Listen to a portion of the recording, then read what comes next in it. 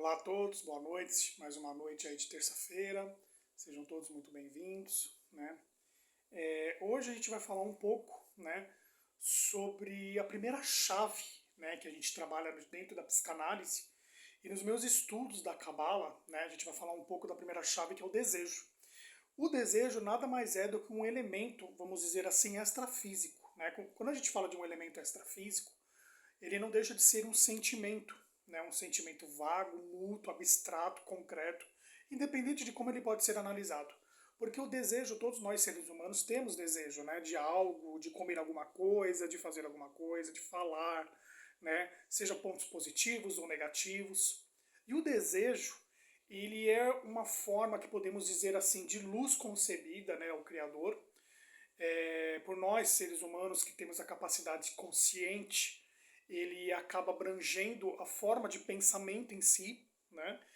E só que ele traz alguns aspectos negativos, vamos dizer assim, né? Porque se você ter um desejo que é construtivo, ok, bacana.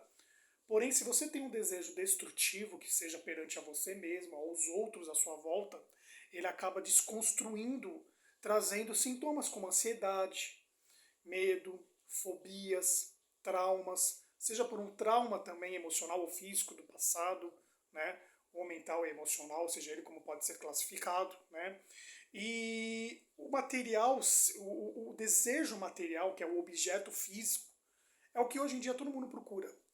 Bom dinheiro, bom emprego, um bom carro, bom apartamento, uma boa casa.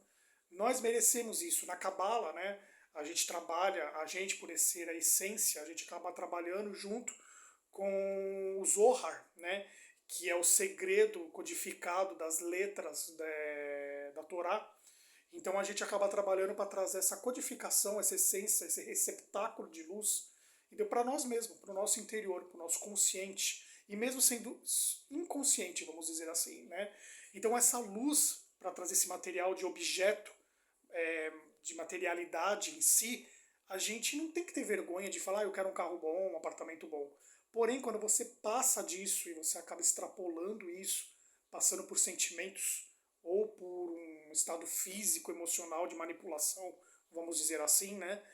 Com outras, contra outras pessoas e contra si mesmo, ele acaba sendo destrutivo, esse desejo, né? Então, esse propósito, né? Existe um desejo material, físico, e um propósito de crescimento espiritual, que é o que a gente faz principalmente na Cabala, o qual eu sigo, né?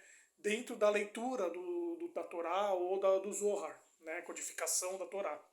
E essa ansiedade, ela tem um aspecto negativo, se caso for destrutiva, como eu falei, só que existem duas classificações. O primeiro que podemos compreender é o desejo de receber para si, ou seja, o desejo para si, que era de impulsividade, entendeu? Às vezes por ansiedade ou por você ser impulsivo, né? Até uma manipulação, vamos dizer assim, você acaba tendo os aspectos negativos do desejo. Ah, esse desejo de você querer passar por cima do outro, de destruir o outro, de prejudicar o outro, esse é o desejo impulsivo. E traz ansiedade, outros aspectos, né? No mental, no emocional, no físico, mas é um desejo de que você recebe apenas para si, entendeu? E o desejo de compartilhar. Você é uma pessoa que compartilha um desejo, não precisa ficar falando para todos quais são os seus objetivos, as suas metas, mas o desejo, se for compartilhado em ajudar o outro, ou se você tem amor por você mesmo, e você está emanando amor, você consegue emanar amor para outras pessoas. Se você está conseguindo emanar palavras de autoajuda, de positividade, você vai conseguir emanar palavras de autoajuda e positividade para quem necessita e precisa. Então, esse é o meu desejo de ajudar a mim mesmo e ajudar os outros. Pensar em si, de desejo para si, ok, é positivo. Vou pensar um pouco mais em mim. Mas quando você só pensa em você, exclui os outros à sua volta, né? Que você só tem olhos voltados para você, o famoso rei na barriga, como a gente fala, só olha pro próprio, não olha para o próprio umbigo, vamos dizer assim, né? Pro próprio umbigo. Podemos dizer que é um pensamento ou impulsivo, mas geralmente ele é mais racional, vamos dizer assim, né? Então ele acaba sendo um desejo de receber só para si. Então não é fácil classificar e você ter esse parâmetro de equilíbrio de um desejo para receber para si ou um desejo de compartilhar. E o desejo de compartilhar é sempre um bem-estar maior para você e para o próximo. Na psicanálise, a gente tem dentro de uma história, um exemplo que eu posso tirar da Cabala, no Gênesis 4:3, versículo 8, de Caim e Abel. Caim e Abel eram dois irmãos que brigavam entre si, e o Caim era impossível, um lado negativo da sombra, vamos dizer, né? E o Abel, aspecto positivo, arquétipo, né? Se fosse analisado por um Jung, né? Só que o Caim, ele sempre tinha orgulho dele mesmo, vaidade, ego, né? E ele olhava só o lado dele, e ele queria aquilo para ele. Como a gente vê hoje, infelizmente, em algumas empresas, em alguns locais, que tem pessoas, infelizmente, que só querem o poder para ela, passar por cima de qualquer um para ganhar dinheiro e ter a sua ambição, entendeu? Então o Caim queria tudo isso dos 7 pecados capitais, né, da mesma maneira que tem os 7 chaves, né, que a gente trabalha no Zohar, né, as 7 chaves cabalísticas, as 7 planetas, as 7 notas musicais, as 7 Sephir, desculpa, 7 poderio, né, do alcance da árvore cabalística, né? E principalmente a gente tem do lado negativo as 7 potências negativas, que seriam os 7 pecados capitais. Então Caim era isso, os 7 pecados capitais. Ele tinha o orgulho e a vaidade acima de tudo, o superego, vamos dizer assim, né, na psicologia. E aí ele acabou matando, assassinando Abel, que era o aspecto positivo, que ele queria compartilhar, ele tinha o desejo de compartilhar com o próximo. Então, quando a gente vai fazer uma análise com alguma pessoa, que a gente acaba numa ficha de anamnese ou numa conversa, mais no subconsciente junto com o inconsciente, a gente acaba analisando alguns aspectos de pessoas que têm a face de Caim, entendeu? Que só olha apenas para ela, entendeu? E tem que ser trabalhado isso daí. Ela não tem o desejo de compartilhar um sonho, não tem o desejo de compartilhar algo maior, e principalmente ela acaba negando esse receptáculo de luz através de Deus ou da religiosidade, do que ela acredita, entendeu? Então ela entra onde? Numa falência existencial. A falência existencial nada mais é do que eu conseguir comprar, passei por cima de alguém, ou foi por mérito meu mesmo, mas eu consegui comprar um apartamento, entendeu? Que era um desejo meu. Ok. Um aspecto positivo. Você batalhou por aquilo, a não ser que você passou por cima de alguém, como eu te disse, no aspecto negativo de face de Caim.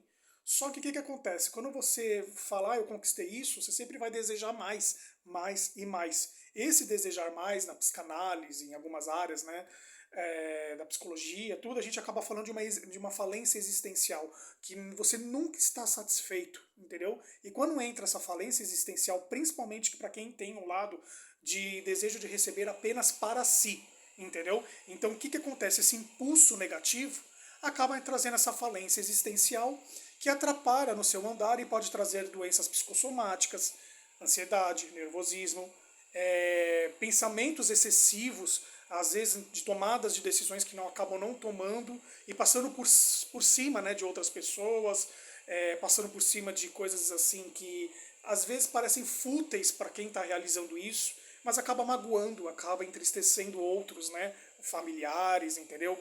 Amores, né? Então essa falência existencial, você entra em conflito com você mesmo. E aí vem a pergunta: você conhece realmente o que você deseja? Você sabe realmente o que você deseja? É para si, por um aspecto positivo, ou por um aspecto negativo que poderia ser só para mim e pronto, entendeu? Os outros que se lasquem, vamos dizer, né? Alcançar o meu objetivo. Ou você conhece tanto a ti e você sabe que você tem esse desejo de compartilhar essa luz, de você ser um receptáculo de luz, todos nós somos, de compartilhar. Qual o seu real propósito e qual o seu real desejo? Já parou para pensar? É isso, gente. Então foi a chave do desejo, tá bom? Meu nome é Gelson Machado, psicanalista, terapeuta, né? Vou deixar depois o meu link, tá? Tanto do canal do YouTube quanto do canal do Instagram e o meu contato depois aqui no BioLink para vocês entrarem em contato comigo quem precisar para uma autoanálise, uma ficha de anamnese, sendo na área da psicanálise, né, existencial, a psicanálise comunicativa, que a gente pode dizer de compreender o ser humano, né? E independente, de novo, de trazer a sua credo, a sua religiosidade, né, trazer um pouco mais esse receptáculo de luz que todos nós somos, através, principalmente, se quiser conhecer maior, umas palestras, né, os quais estou aberto também, o Zohar, né, que são a codificação da luz, das letras, né, vamos dizer assim, dos mandamentos, para trazer essa prosperidade, essa saúde, e você conseguir ser esse desejo de receber para compartilhar.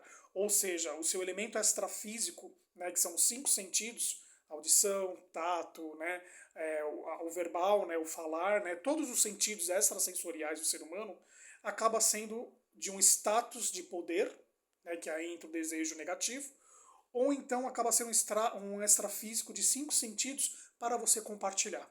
Aí a sua escolha, o seu livre-arbítrio, tá bom? Uma ótima noite a todos vocês, fico à disposição e amanhã a gente vai para a próxima chave né, que a gente vai trabalhar não só a questão em si do ser humano, dessa psicanálise, mas dentro desse existencialismo, né, de luz e de receptáculo. Uma ótima noite a todos vocês e obrigado.